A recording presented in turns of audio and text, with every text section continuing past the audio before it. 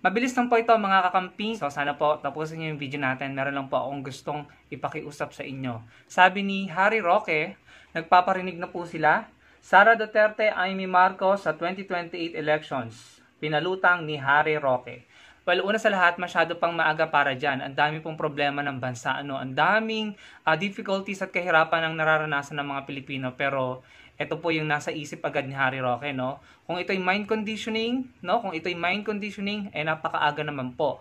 Marami pang taon ang dadaan at ang aga pa para diyan. Pero ito po yung gusto kong sabihin sa inyo. Total naman, may mga ganyan ng parinig si Harry Roque, and para sa akin, mukhang kinukondisyon na po nila ang tao, or niya, kinukondisyon na niya ang tao sa tandem ng Amy at Sara, or Sara Amy sa 2028, no? So, Duterte at Marcos na naman po. So, kung pinuposisyon na po nila yan, tayo po, kung gusto po natin patakbuhin, or kung dadating yung time na mananawagan tayo na patatakbuhin natin sa Atty. Leni, dapat po ngayon pa lang, ay gumagawa na rin tayo ng mga bagay-bagay para ipakita sa mga kababayan natin kung ano yung ginagawa ni Atty. Leni. Dapat nating binabahagi sa social media or sa ating mga kaibigan, katrabaho, kamag-anak ang mga ginagawa niya, yung mga engagement niya sa abroad, yung ginagawa ng Angat Buhay, yun ang pinaka-importante, yung mga proyekto at programa ng Angat Buhay. Dapat pinapaalam natin. Kung sakali na si VP Sara at si Senator Amy nga ang magiging katapat ni Atty. Leni sa 2028, no? Kung sakali man na pumayag or dinggin ulit ng Atty. Leni ang panawagan ng mga tao, kung mananawagan ng mga tao sa kanyang pagtakbo,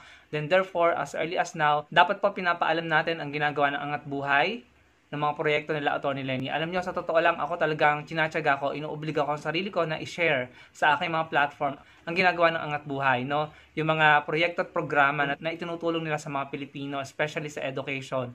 Yung mga classrooms, yung community learning hub, at saka yung mga dormitorio na pinapatayo nila.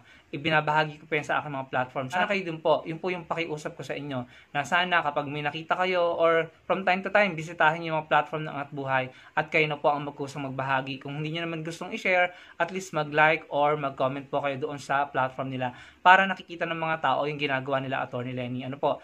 Dahil sa akin pong opinion, meron pong mga dedicated na troll para i-maintain yung ginagawa nilang pagkakalat ng mga gantong ka-fake newsan. Ayan po, oh. Ito po ay napatunayan na hindi totoo pero shinare pa rin. Tapos, kunwari, naglagay ng disclaimer para safe siya, no? So, hindi natin alam kung sino yung tao na nasa likod ng account na to pero ginamit pa yung image na kamukha ng Atty. Leni, no? Marami po silang ganyan. Hindi nyo lang po siguro nakikita dahil wala sila sa echo chamber nyo. Pero, kung lalabas po kayo sa echo chamber nyo, makikita nyo po na talamak pa rin yung nagpapakalat ng fake news, satire, insults, at saka disinformation about Atty. Leni and Angat Buhay. Sa TikTok po, napaka-rampant. Sobrang dami po doon. Sa mga live mismo, meron pa akong narinig nung isang nagla-live, ang pangalan ay Vigor. Ang sabi ng Vigor, ang Angat Buhay daw ang nakaisip ay si dating Pangulong Duterte at hindi daw sa Atty. Leni. Inutos lang daw ni dating Pangulong Duterte kay Atty. Leni nung Vice President pa siya na magtatag ng Angat Buhay, which is completely wrong. Hindi po totoo, malaking kasinungalingan. Initiative po nila Atty. Leni yon, flagship po ng OVP. At may mga nagla-live po na mga troll account, no? Nagla-live sila at pinapangalandakan nila na wala daw nagawa sa Atty. Leni nung Vice President pa ito, kaya maliit lamang ang pondo at wala daw itong nagawa kundi Angat Buhay. Tapos sinasabi nila na ang nakaisip pa daw ng Angat Buhay ay si dating Pangulong Duterte.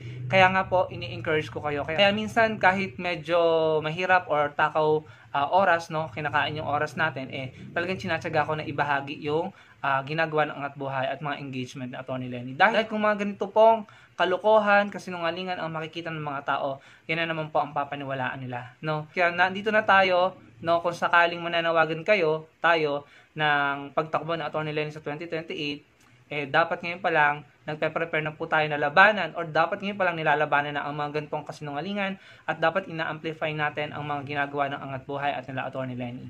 So, si Harry Roque ay nagparinig na po, no, na si Senator Amy daw at si VP Sara ang gusto nilang tumakbo sa 2028. Kahit pa sobrang aga pa para dyan, ano, ang daming problema ng bansa, pero yan na po agad yung naiisip ni Harry Roque. Yun lamang po ang gusto kong ipakiusap sa inyo sa video na ito. Sana po yung malik ng video na ito at salamat kung nakarating ka sa part na ito ng video. Sana po yung magtulungan tayo. Maraming pong salamat.